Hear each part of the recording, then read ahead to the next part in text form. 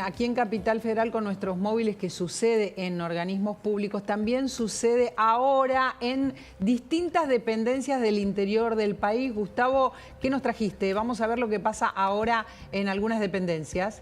Exactamente. María Laura, esto está pasando ahora en, por ejemplo, en Neuquén. En el ENACOM de Neuquén está la prefectura, una Fuerza Federal de Seguridad que está custodiando, ahí lo vemos, mirá, estos son prefectos que están, y también efectivos de la Policía Federal. Las dos Fuerzas Federales de Seguridad custodiando el ingreso de la sede del ENACOM, es un organismo nacional, Sí. federal, Sí. hay Fuerzas Federales de Seguridad custodiando también de la misma imagen que vimos en el INADI, se Sí. está replicando Sí. en lo que es el ENACOM en la zona en la capital de Neuquén. Ahora, también con otra fuerza, ¿no?, que se sumó la prefectura. Exactamente, la prefectura, que Neuquén no tiene mucho que hacer, tenés dos ríos nada más, el río Neuquén y el río Limay, no tenés otro.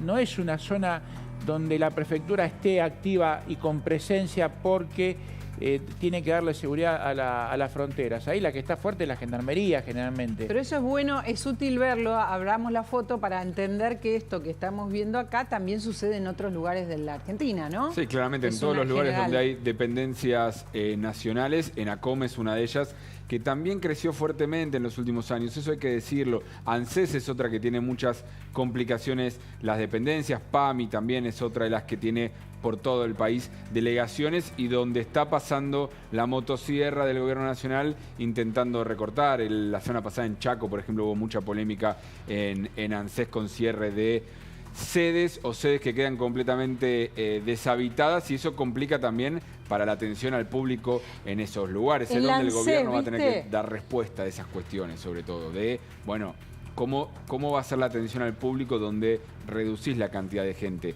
Pero insisto con algo, hay muchos lugares del Estado, ENACOM es uno de ellos, por ejemplo, donde aumentó la planta en los últimos 4 años. Y cuando hablamos, y hablábamos antes en la entrevista con la delegada de ATE, cuando hablamos de los roles que cumple el Estado, uno se pregunta, bueno, en los últimos 4 años, ¿qué hizo? ¿Qué rol nuevo tuvo el Estado que amerita que más gente haya ingresado al Estado a trabajar?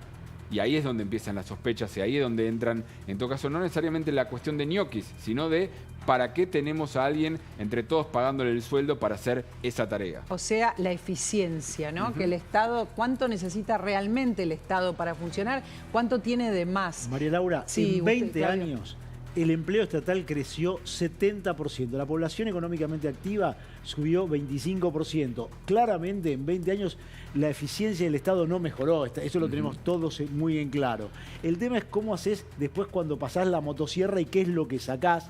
Y si lo haces cortando donde hay que cortar o lo haces de manera discrecional, de manera ideológica. Me parece que es la discusión que hoy se está dando. Y lo que vos dijiste es eficiencia. Milei llega por 2 cosas a la presidencia claves que lo llevaron.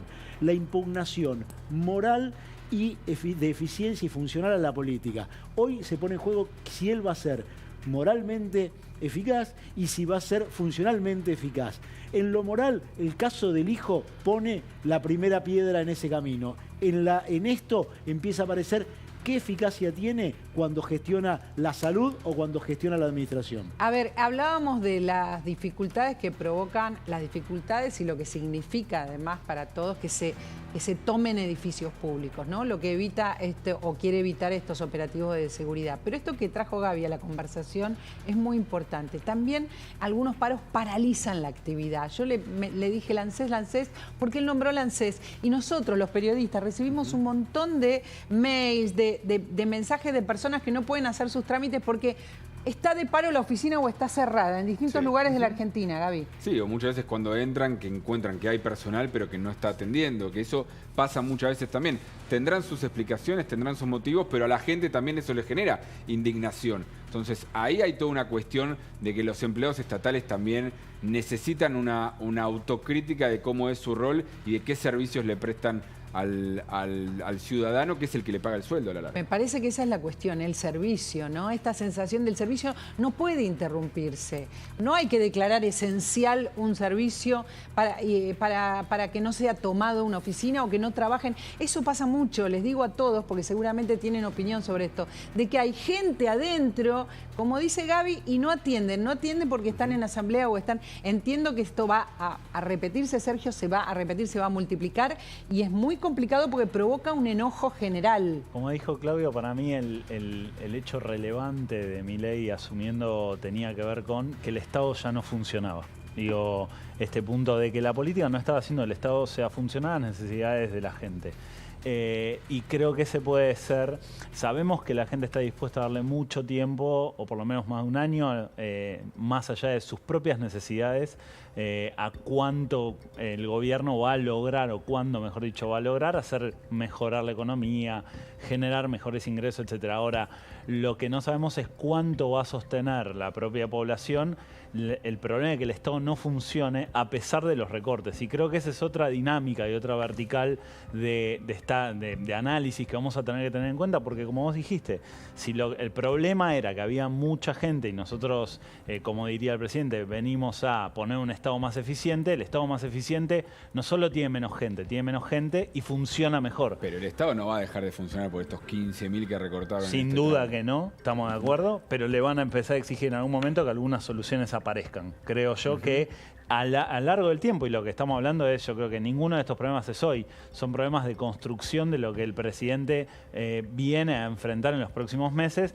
Ese punto va a empezar a afectarle. Pero coincidís que lo que va a terminar marcar si le da más tiempo o no la gente en eso es la economía. O sea, la eficiencia en otras cosas del Estado va a depender si la economía funciona o no. A ver, hay una cuestión también importante que hay que sumar, me parece, que es lo que dijo aquí Claudio en relación al Ministerio de Trabajo.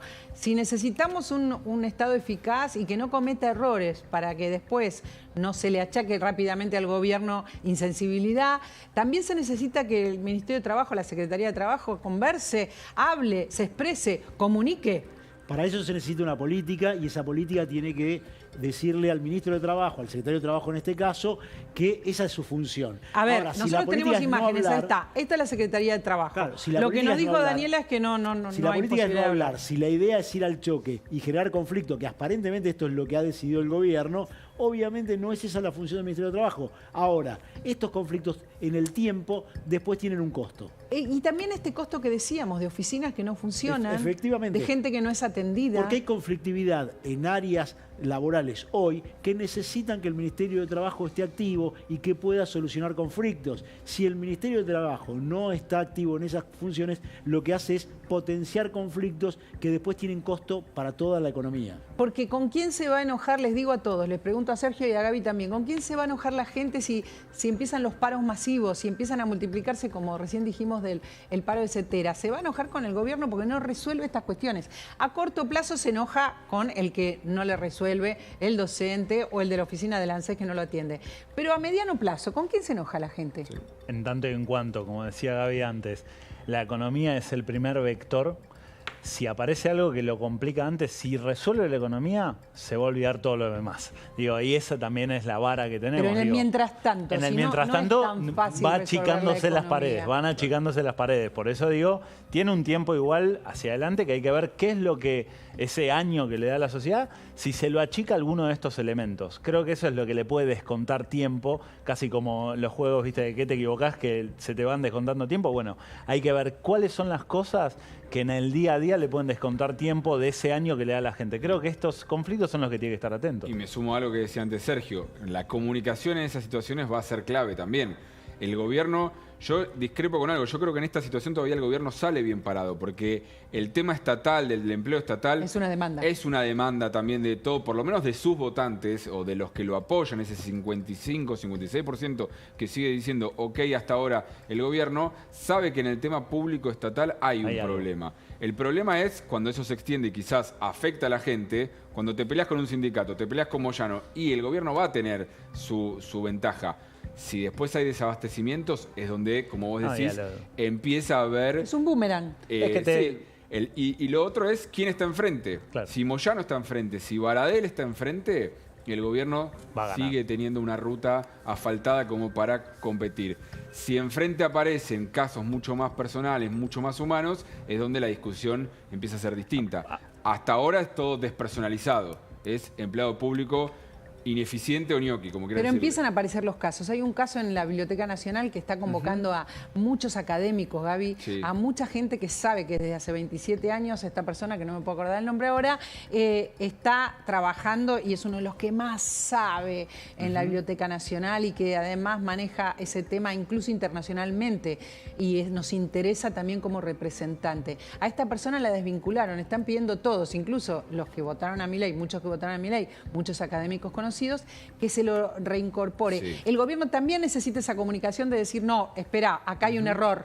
Acá hay un error. Esta persona tiene que estar trabajando con nosotros. Y el presidente ha vuelto para atrás en algunas cuestiones. Creo que quizás si pudiera ese símbolo de sensibilidad respecto a casos donde también es cierto, en 3-5 meses es imposible correr todas las competencias de los millones de empleados de Estado. O sea, vas a cometer errores. Perfecto. ¿Cuál es tu mecanismo de compensación y de solución? Creo que eso va a ser importantísimo. Acá me están soplando. Roberto Casasa. Casasa, sí. Ahí está, estamos hablando de él. Pero no solamente debe ser él, a veces sucede.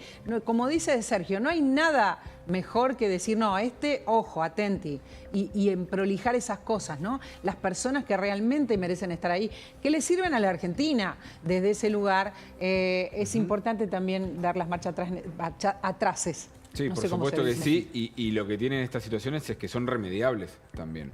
Entonces, claramente un error lo podés, con que lo contrates nuevamente, ya lo estás remediando. La clave ahí es ver, bueno, cuáles son genuinamente reclamos que decís, es verdad porque su trabajo era indispensable para el funcionamiento de la Biblioteca Nacional en este caso, y cuáles no. Y para las tareas que también el gobierno quiere para las diferentes disciplinas, es lo que hablábamos antes con la Secretaría de Trabajo. Es cierto que va a haber cuestiones que seguramente se van a dejar de hacer. Quizás las personas despedidas de las 400 que mencionó ella tenían trabajo todos los días, hacían algo. Pero quizás el nuevo gobierno dice, esto no lo tiene por qué hacer el Estado o esto no lo tenemos que estar bancando entre todos con impuestos. Y a mi entender, el gobierno nacional debería tener esa potestad. Yo soy de los que, hasta más extremos si querés, el tema de planta permanente es uno de los grandes problemas que tiene la Argentina. Es impensado que alguien que entra a trabajar en un lugar, su empleador, en este caso el Estado, Para no pueda discontinuarlo. Lo entiendo, pero si supongo no que están bien. evaluando también los juicios. Tenemos la información del paro de los docentes dicho por una de sus